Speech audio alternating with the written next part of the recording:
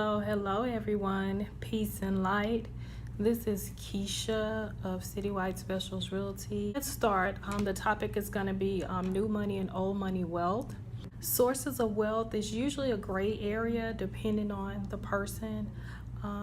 Meaning, some people value wealth on, I own a lot of real estate or I have a lot of assets. And they may value, wealth based upon that, or owning homes internationally, or owning businesses. Others may value wealth as, hey, I have millions of dollars in my bank account. Yet someone else may value it based upon. The biggest difference between old money and new money is the fact that old money is all money in. All money in, no money out. And of course, new money is live your best life. Live your life like it's your last, YOLO. So that is the largest difference, and we're going to talk a little bit more. How do you know when you're wealthy, or what is wealth? Is there a number? Are you wealthy if you make $100,000 versus a million, or are you wealthy when you are billion or trillionaire? So just to kind of give you an idea of a scale of the value of wealth, the average person that makes about, let's say, $100,000 a year or $90,000 a year, they really don't feel like they're wealthy. They really don't feel like they have this huge healthy income. Now, from us on the outside that are probably not at that income bracket, we start thinking about all the things that we can do with the $90,000. When in actuality, we have to think about the tax. Your tax bracket is different. Maybe you're in a tax bracket, you're getting taxed, 25% of your income. So that's bringing that percentage down. So now you're back at the average, income, median income. You have to think about your usually people, when they have a healthier income, security becomes more important. So usually, the living area, the lifestyle is going to be different. It's going to be more gated community. Everything is going to be in a more secure, safer area. So your cost of living goes up, and all of the maintenance that goes with that lifestyle goes up. So, and then you have to think about education and again, maintaining that wealth. I mean, because it's kind of like gambling, or playing the lottery. You can't win if you never play. So you can't maintain wealth unless you're putting more wealth out there to maintain that. Individuals that make about 90 to 100,000, they really don't consider themselves wealthy. And it could be the same logic for someone that's bringing in $1 million, up 5 million. They really don't feel like they're wealthy, because again, there's a maintenance with maintaining that lifestyle. There's a tax bracket, and it's all about a mentality. Some people have a mental in their brain on what they feel wealth is. So it's like, hey, I'm a millionaire, but hey, I don't feel like I'm wealthy until I obtain this, until I can purchase a Trump Tower, until I can buy a small country, So it's all about a mentality. Again, it goes back to there's a person that has a hefty tomato garden that may consider themselves the wealthiest person on earth. So it's all about how an individual values wealth, what an individual feels as though wealth means to them. We know that the term old money refers to a generational wealth as well. It usually means that the money has been passed down. Inheritance, what I like to call maybe life insurance when someone passes away, and it could be a number of things, estate, cattle. Someone could have left a business, someone could have left antiques or jewelry or minerals or anything, and it has just been transferred over. And sometimes it could be generations, sometimes it could be maybe 1 or 2 generations. The point is, it's old money. It was established by a different source. It wasn't that individual that actually established that wealth. And this wealth establishment can go back centuries. And the important thing about that is, if your grandfather or your relatives centuries ago had wealth of land with nothing on it, or wealth of homes or property, or wealth of cattle, or wealth of antiques. And those things just grow over the years. They grow with each generation. If, a century ago, your 100 acres, now the grandchild from centuries later built homes on it, or built a mansion on it, or put real estate on it. Now that land has grown in wealth. And then the following generation put, something else on it, a business on it, a school, a hospital. Now that second generation has established even more wealth. And now we're in the current century, and now this estate that's centuries old is worth, so much more. And that's what old money is about. It's about the responsibility of having all the money come in and not really a lot going out. And there's really no, not a necessity for money to go out, because it's like, why am I going to go buy a new home when my great grandfather from centuries ago left, all this land, and now I can build a home on that. Or my great great grandfather built a mansion, and all of my family has lived here and probably currently lives here. So I have an established resident. Why am I going to go out and spend more money out to purchase a home, or to do, extra things, when I already have, this? So that's what their mentality is about. New money is the new term. It's going to be called self-made. So self-made individuals, they've made their wealth on their own within this generation. And usually, with this new generation, it's a lot of small businesses, a lot of online businesses. Of course, we have, the ones that are, took the educational route. So we have young doctors, young pharmacists, young millionaires that have incorporated and, opened up small businesses and have grown from there. And usually those are, the new money has a more live your life right now mentality. So when they spend their money, they go buy the more expensive car, the more luxurious homes and lifestyles and things like that. And a lot of times the mentality behind that is really talking about someone that has a lot of debt, someone that has ruined their credit and their income to get to that level.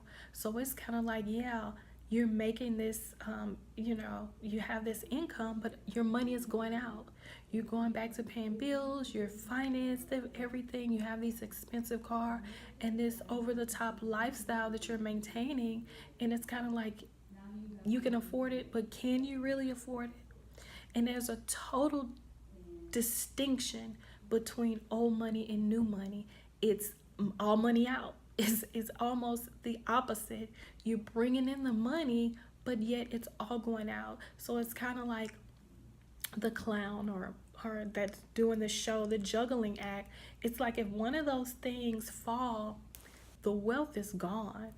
If new money gets sick, or new money, that income is not there anymore, loses the job, the building catches on fire, the hospital goes under, or whatever, now there's nothing to fall back on. There's no wealth. Everything is going out. Versus old money, it's the exact opposite. All their income is coming in. The home has already been paid for. The land is paid for triple, double times. Cars have been purchased. There could probably be, tons of cars, because maybe each generation has purchased something. We may be talking about antique cars. There's never a lack of resources.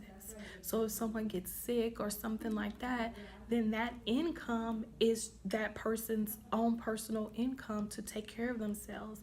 And of course, the mentality for old money is to save. So their income from their job and things like that, this is bare minimum. When they go out and shopping and they have a large shopping ticket, well, to someone it may seem large, but to this person, that is their only bill.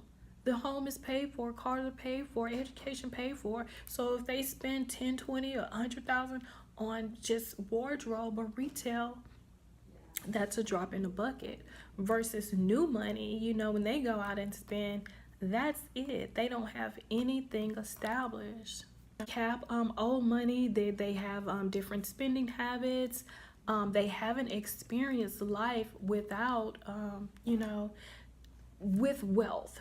So it's kind of like that's the first time they've experienced it. So they want to take advantage of it and use all the resources. And it's kind of like that child that never got to eat candy once they're of an age, or once they go to the friend's house or to the aunt's house or grandmother's house and they're free to do so. What do?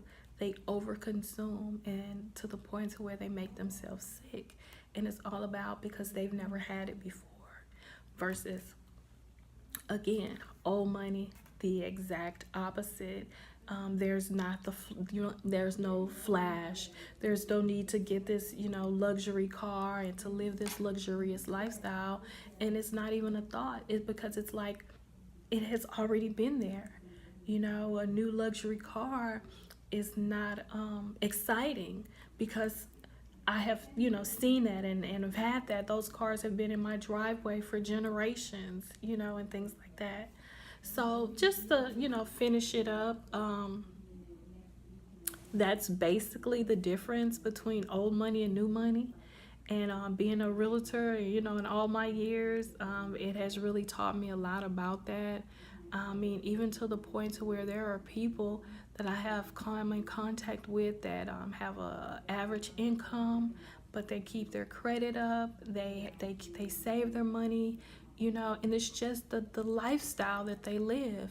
And they have nice things, but it's the way that they accomplish getting those nice things. They're definitely patient and they research. That's one thing about old money and people that have wealth. When they decide to purchase a car, they actually do the research. They research what is the best mileage and how much are they going to spend on gas for the next 3 or 4 years for that vehicle. They research the safety ratings and things like that. And that is the difference. It is it's a thought. It is definitely something that is thought out on how the wealth will be spent, and definitely how the wealth is going to be spent that's going to get me a return, whether it's a return on the education investment, a return on, if I'm going to buy this car, I want this to be the type of car that's going to appreciate in value. Because again, a wealthy minded person thinks, okay, am I buying this car as a commuter car? Then it's going to be a commuter car. So we're going to talk about the little 2-seater, the small little Toyota as a commuter car. Or are we going to do a luxury purchase? All of it is going to be research. If we're going to do a luxury purchase, then this luxury purchase is going to be something that's going to appreciate. It's going to benefit us in some way. Versus new money, it's the exact opposite. I like it. It's pretty. I'm going to take it. And meanwhile, they have done no research on the gas mileage. They have done no research on, the factory recalls on the vehicle. Is it even worth, is it even a good investment just because it's beautiful? Maybe that is the selling point. It's just to have a beautiful car that doesn't work. And then if the car breaks down, who's going to maintain it? Because new money hasn't thought that through.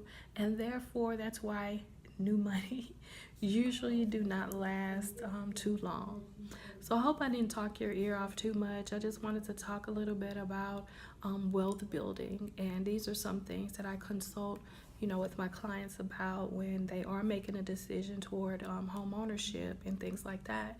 Because home ownership is definitely a wealth building tool, but it's about a mentality. And like I tell a lot of my first time home buyers, everybody is not a home owner. There are people that have a renter's mentality. That's who they are. That's who they will be. And you have to leave people where they are. Just like some people will always be new money. New money thinks that they're going to be able to make that money back. Oh, I spent $1 million. Oh, I'll make it back. That's why a lot of ball players, become broke, because they always think that they're going to, they're going to get it again and get it again. And maybe they will, But again, it's about the mentality versus if they had a mentality that, hey, you know what? I may not get this again. Let me invest. Let me establish a foundation, something solid. So if I don't get it again, I have not lost. There's no money going out, basically. So again, my name is Keisha Johnson. I'm a realtor here in Houston, Texas. If you have any questions, just, hey, hit me up on my email. I'm at Keisha Find It on Instagram, or Keisha Sells Homes and the number 2 on Facebook.com. Thank you for listening.